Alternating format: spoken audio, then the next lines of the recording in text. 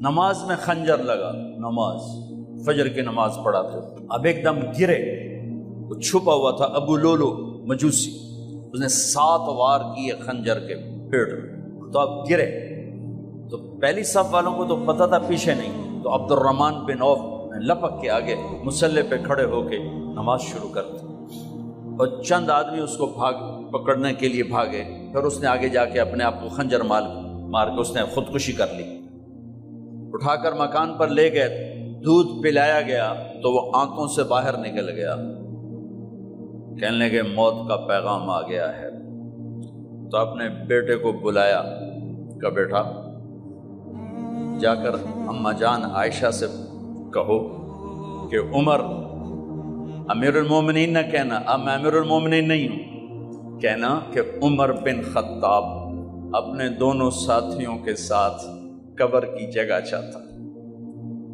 اگر مجھے اجازت مل جائے تو مجھے وہاں دفن کرنا، اگر اجازت نہ ملے تو مجھے عام قبرستان میں دفن کر دیں۔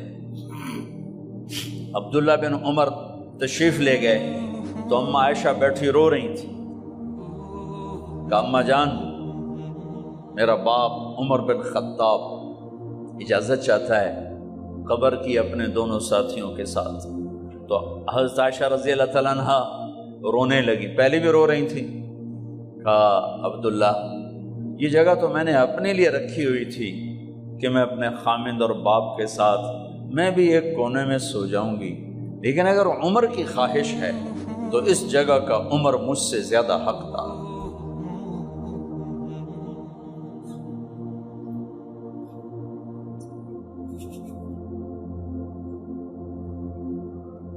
بیٹے نے آ کر کہا ابا جان مبارک ہو، اجازت ہو گئی، کہا بیٹا ہو گئی، لیکن جب میری میت اٹھاؤ تو دروازے پر جا کر رکھنا اور ایک دفعہ دوبارہ پوچھنا، ہو سکتا ہے میرے شرم میں اجازت دی ہو اور میرے مرنے کے بعد انکار فرما دیں، تو ایک دفعہ دوبارہ پوچھنا، اس وقت پہ اجازت ملے تو پھر لے جانا ورنہ واپس لے جانا۔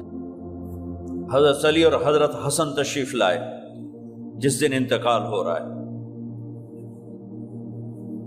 تو گھبراہٹ دیکھی تو حضرت علی نے فرمایا عمر موت سے ڈر گئے ہو؟ کہ نہیں موت سے نہیں ڈرا، موت کے بعد کیا ہوگا اس سے ڈر گیا۔ یہ کون کہہ رہا ہے؟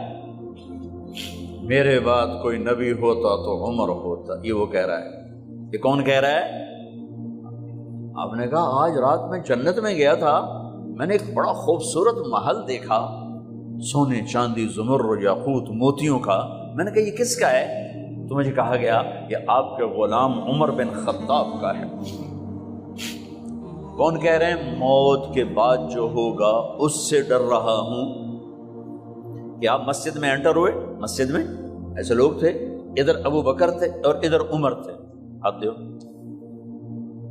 آپ نے یوں ہاتھ پکڑ لیے دونوں کے، ایسے ہاتھ پکڑ لیے، ادھر ابو بکر ادھر عمر، کہ مجھے دیکھ رہے ہو؟ کہ جی، کہ قیامت کے دن میں ایسے اٹھوں گا کہ میرے ادھر ابو بکر ہوگا اور ادھر میرے عمر ہوگا۔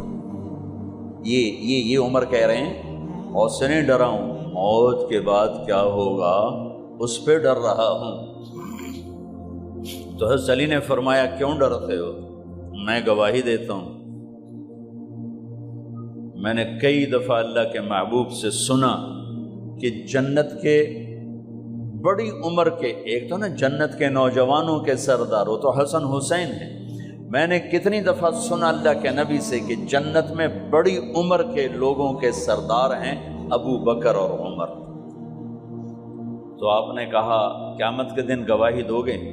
آپ نے کہا، حضرت علی نے کہا میں بھی گواہی دوں گا، میرا بیٹا حسن بھی گواہی دے گا۔ وہ حضرات تشریف لے گئے تو موت کی آہٹ کو محسوس کیا تو بیٹے کی گود میں سر تھا عبداللہ بن عمر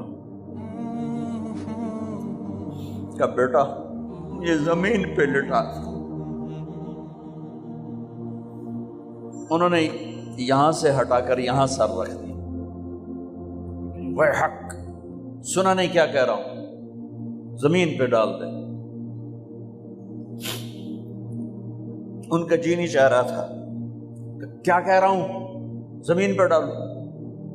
انہیں آگے کر دے، وہ پیچھے اٹھ، اپنا چہرہ مٹی میں یوں رکھ اور مٹی میں منہ ملنے لگے ایسے، اور کہہ رہا ہے ویل لک یا عمر ان لم یغفر لک عمر ان لم یغفر لک ربک، اے عمر اگر تیرے رب نے آج تجھے معاف نہ کی تو ہلاک ہو۔ ویل لک ولأمک ویل لک ولأمک یا عمر ان لم یغفر لک ربک، عمر اگر آج تجھے اللہ نے معاف نہ کی تو ہلاک ہو۔ اتنے بڑے مقام والے 1,24,000 میں ایک آدمی ہے مراد، جسے مانگا گیا ایک آدمی، یا اللہ عمر دے دے میرے اسلام کی بلندی کے لیے۔ وہ کہہ رہے ہیں ویل لک یا عمر ان لم یغفر لک ربک،